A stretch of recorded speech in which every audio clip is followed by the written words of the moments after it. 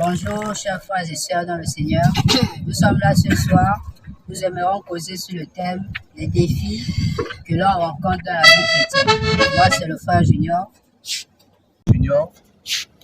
Moi, je me présente au frère Zéphirin. Frère Warren. Frère Jean-Baptiste. Nous sommes tous là pour essayer de comprendre, de nous mettre d'accord sur un point qu'il s'agit des défis que l'on rencontre dans la vie chrétienne. D'abord, moi, je vais dire quelque chose. Vous ne mettez quoi dans des défis? C'est quoi un défi? Ce que l'on retrouve dans la vie quotidienne. Et qu'est-ce qu'on retrouve dans la vie quotidienne? On voit les voitures, on voit les motos. On voit des chrétiens qui vont à l'église et qui ne sont pas réellement moi, je ne comprends pas trop. Pour moi, défis dans la vie chrétienne, je vois ça comme des étapes, des obstacles à surmonter. Chaque chrétien doit relever. Donc, c'est-à-dire comme des difficultés, des épreuves que chaque chrétien traverse. D'accord. Lui n'a pas parlé. Non, mais comme défi ou bien comme difficulté, on peut, comme défi, le terme défi, on peut dire difficulté, obstacle, on peut dire on peut dire la réussite sociale, la réussite familiale, au fait des étapes que l'homme s'est fixé à atteindre qui constituent maintenant pour lui des handicaps. C'est que moi j'attends par défi. D'accord. On peut avoir quel défi comme ça en tant que chrétien? Quels sont les défis que chrétien peut avoir? En tant que chrétien, oui. On a déjà la sexualité. C'est un défi. Comment? Dans quel cadre? Dans le sens où, en tant que jeune homme ou jeune fille, après l'étape de la puberté, à cette étape-là où on cherche à, comment dire, excusez-moi le terme, où on cherche à, comment on appelle, à se faire voir, à se faire connaître, montrer, la curiosité, faire des choses compliquées en un mot, faire des choses compliquées. Et en tant que chrétien, en tant que personne née de nouveau, il faut faire face à ce genre de défi. Comment faire face à ce genre de défi? Je vois maintenant. Donc il y a les défis. Mais est-ce que les gens, même sans être chrétiens, n'arrivent pas à contrôler la sexualité? Donc, si on est le cas, est-ce qu'on peut considérer ça comme un défi chrétien? On considère ça comme un défi chrétien. Dès lors où tu connais déjà la chose. Je vois. Okay. Moi, je peux dire qu'on considère ça comme un défi chrétien parce que, premièrement, c'est déjà un péché dans la Bible. La Bible parle de l'adultère. C'est un péché. Je suis d'accord. C'est l'adultère. Et celui qui connaît déjà le Seigneur, il ne s'appartient plus. Son corps appartient à Dieu. Il paraît que c'est vrai. Donc, il a l'obligation de garder son corps saint. Et il paraît que c'est vrai. Mais qui est un chrétien d'abord? Le chrétien, c'est celui-là qui vit ses frères et frères doit parler. Il doit parler. Le chrétien, c'est celui qui a décidé d'abandonner les choses anciennes et se contenter sur la nouvelle vie. C'est quoi les choses anciennes? Les choses anciennes, c'est les choses que tu as eu à faire auparavant qui n'étaient pas mis en face de Dieu. Auparavant, quand? Je n'ai pas dans l'ancienne nature. Et frère Warren n'a qu'à parler. Quand mon frère ici présent veut dire les choses anciennes, c'est la vie, les habitudes que l'on avait avant de connaître Christ, avant de donner sa vie à Christ. Tu m'as mené loin. Ma tête. Ok, j'ai compris. D'accord. Qui est un chrétien?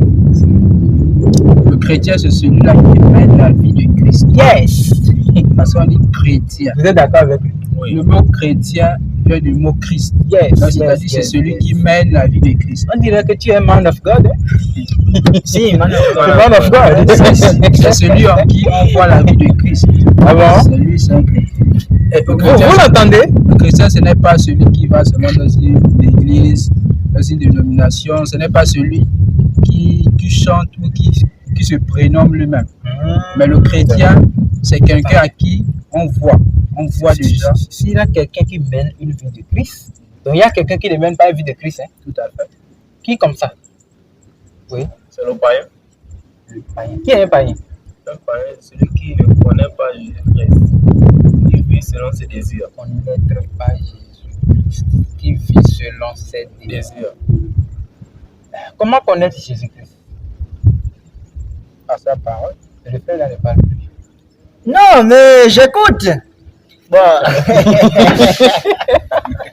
il faut écouter là. Bien. C'est ça, il faut écouter. Donc, Ok, comment connaître Jésus-Christ? Comment connaître Jésus-Christ? connaître Jésus-Christ peut se faire de différentes manières, C'est vrai. différentes façons. Non. Est-ce que ça peut se faire de différentes manières? Quand on parle de connaître Jésus-Christ, c'est faire la rencontre de Christ. Oui, n'est-ce pas?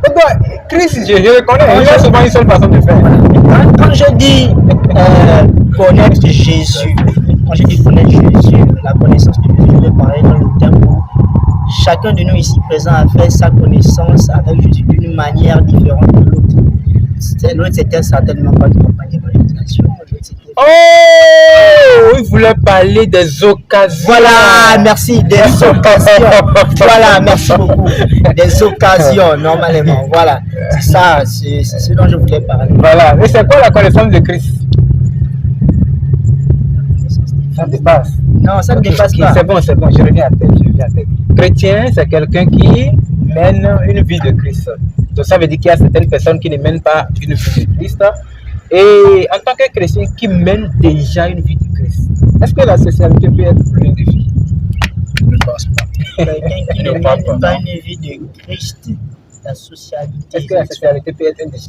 Quand il mène déjà une vie de Christ? Non et Non. oui. Hein. Non, moi je dis non. Non et oui. Moi je dis non.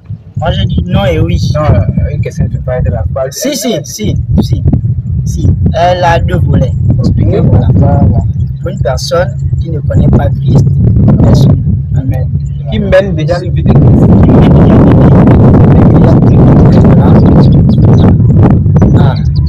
Moi je dirais non et oui, je soutiens ce point de vue. Dans quel sens je soutiens ce point de vue? Il y a mener une vie de Christ et mener une vie de Christ. Il y a mener une vie de Christ et mener une vie de Christ. On dit mener la vie de Christ, c'est payer le prix. Donc payer le prix au quotidien. C'est-à-dire se priver. Il ne faut pas nous embrouiller. Hein. Quand je dis Je comprends bien. C'est se priver. Écoutez-le, hein. C'est se priver de ses propres désirs, c'est se priver de toute chose charnelle, n'est-ce pas? Pour appartenir à Christ. Donc, il y a cet aspect où je dis oui, hein, la personne qui suit déjà Christ ne peut plus, la sexualité ne peut pas représenter une difficulté pour lui. Maintenant, le deuxième volet où je dis non, il y a mener une vie de Christ et tomber. Quand on tombe, parce qu'il a dit dans la Bible que quand on tombe, Dieu se relève 7 fois. Mais il y a d'autres qui tombent et restent, malgré qu'ils partent à l'église. Mais quand ils tombent, est-ce qu'ils sont vraiment enfants de Dieu? Depuis quand Jésus tombe?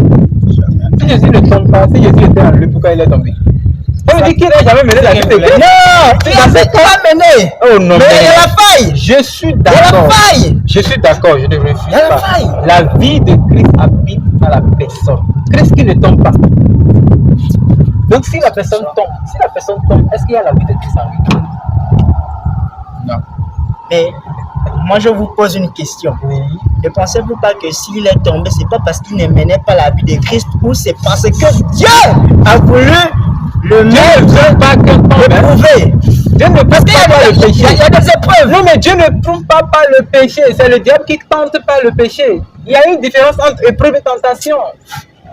Et quand le papa là, il a envoyé, il a validé la requête de Satan là-bas qu'il faut aller piquer un peu Job. J'aimerais. Mais ça c'est Satan qui voulait tenter Job. Dieu était sûr que la tentation ne va pas. On y va. Je vais relever un point. Oui. Le frère a dit le juste tombe 7 fois et se relève. Mais la Bible dit que le juste vivra par la foi. Donc nous devons croire, nous devons comprendre que celui qui est juste ne mène pas forcément la vie de Christ. Voilà, c'est ça. Parce qu'un juste d'abord, c'est celui qui Il croit. faut bien l'écouter. Hein? Oui, je l'écoute. C'est ça. Le juste, Écoute-le bien. On a peur, pousse, on passe là, On y va. le juste, c'est celui qui croit. Donc, il est justifié par Par la la foi. foi. Donc ça ne veut pas forcément dire qu'il mène la vie de Christ. Ça, c'est une autre chose. D'accord. Donc il est justifié par la foi. Il vit par la foi. Mais il ne Yes, mène man pas of forcément la vie de Christ. C'est ça. Donc ça veut dire qu'à cette étape-là, il peut tomber. Très bien. Mais celui qui mène la vie de Christ, c'est différent. Donc, c'est-à-dire, quand on le voit, on voit Christ. Très bien. Mais aucune fois dans la Bible, nous avons vu que Christ est tombé. Et pourtant, il a été tenté. Qui a dit dans la Bible que le juste peut tomber 7 fois et se relever? Quand vous nous prêchez à l'église, vous dites ça. Donc, c'est écrit, Est-ce qu'il a déjà prêché une fois ça? Non? c'est écrit 7 fois le juste tombe et se relève. Qui l'a dit? Qui l'a dit? Je ne me rappelle pas du numéro, ça doit être l'apôtre. Pasteur, docteur, Ça donnez doit la être référence. Ça doit être l'apôtre Paul. Oh là là. Docteur, Vous donnez la voyez comment je vous référence. ferme la bouche? Docteur, c'est vrai que je disais à tout de là, petit débat, tu vas gagner. Attends, petit truc là, tu vas gagner.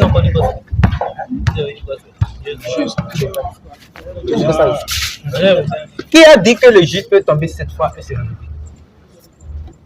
Vous voyez là? Dans le passage de la Ok, Bible, laissez-moi. Dans le passage de la Bible. c'est Judas. C'est Salomon qui a dit que le juste peut tomber 7 fois. Mais qui est Salomon? Un impudique. Ça là, il disait la qui échange le dialogue national. Qui est Salomon? Qui est Salomon? Quelqu'un qui tombe et qui se relève, qui tombe et qui se relève. Mais il va dire ça. Il va le dire. Bon, écoutez. Attends, attends, j'ai une question. Uh-huh. Voilà. Si le chrétien ne tombe pas, parce que si tout chrétien ne tombait pas, donc, parce que Jésus sait que nous sommes imparfaits. Oui. Jésus sait que nous sommes imparfaits. Donc, forcément, il a prévu cette option où on doit tomber, se relever, se repentir. Nous ne menons pas la vie chrétienne dans le but de tomber. Si on tombe, Nous menons la vie chrétienne d'une façon constante. Bon, on peut avoir des erreurs, on peut avoir des fautes. Ce n'est pas pour de ça qu'il faut se laisser faire. Mais quelqu'un qui se laisse conduire par l'esprit de Dieu ne peut pas tomber. Mais voilà. Mais s'il commence par contempler le péché, il devient faible. C'est là que la compatie entre. La Bible dit la compatie fait naître le péché. C'est compris, non? Donc, un autre défi de la vie chrétienne, un autre défi de la vie chrétienne, J'aimerais aborder le sujet familial. familial, oui. Pourquoi une personne, lorsqu'il accepte le Seigneur, il rencontre des difficultés dans sa famille? Il doit rencontrer des difficultés de sa famille, bon, selon moi, bon, ou bien je vous laisse répondre d'abord. Lui, il ne parle plus, il n'est plus ici. Il est obligé de. Il ne parle pas là. bon, Oui, vas-y. je ne connais pas l'épître, mais Jésus a dit un prophète n'est jamais honoré dans sa propre patrie. Priez avec nous. Donc, la patrie ici, Je connais pas peut-être la l'épître. famille. Je ne connais pas l'épître, faut être sincère. Hein? Donc, déjà, être dans une famille, parce que ça dépend. Il y a des familles très idolâtres. Oui, c'est Donc, vrai, c'est il y a vrai. des familles très Il faut idolâtres. comprendre. Et Nous sommes en Afrique. si tu décides de donner ta vie à un autre Dieu que les dieux, que ta famille, Nous ne sommes pas sa vie à Dieu. alors, On croit en Dieu. c'est ça. Oui, on croit en Dieu. Celui qui croit en Dieu qui devient sauvé. Celui qui donne sa vie à Jésus, c'est pas aller servir Dieu. Moi, j'ai déjà donné ma vie à Jésus. Mais voilà! Je ne sais pas si vous avez déjà donné votre vie à Jésus. Vous croyez, vous êtes sauvé. Celui qui est sauvé, c'est différent de celui qui donne sa vie à Jésus. On est Moi, les j'aimerais savoir, Oui. est-ce qu'on peut donner sa vie? On peut donner sa vie à Dieu. Oui, même pas un païen. Non, c'est quelqu'un qui a déjà donné sa vie à Dieu. Parce que Dieu l'utilise pour servir les nations. Tout à fait, parce que le païen n'a aucune vie. Il a déjà mort depuis un an. Donc, comment on peut donner sa vie à Dieu? Mais si le païen est mort et qu'un chrétien veut encore faire en sorte de revenir sur le droit chemin, est-ce qu'il doit aussi être mort en Christ? Là, il faut qu'il ait Mais il a répondu à la question. Je ne sais rien dire. Ok, les défis chrétiens, frères et sœurs dans le Seigneur, c'était une discussion un peu bien, mais on n'a pas pris le temps Est-ce que petit débat comme ça, tu peux gagner? de continuer. Hein? Donc, vraiment, merci beaucoup, que le Seigneur vous bénisse. Amen. Amen.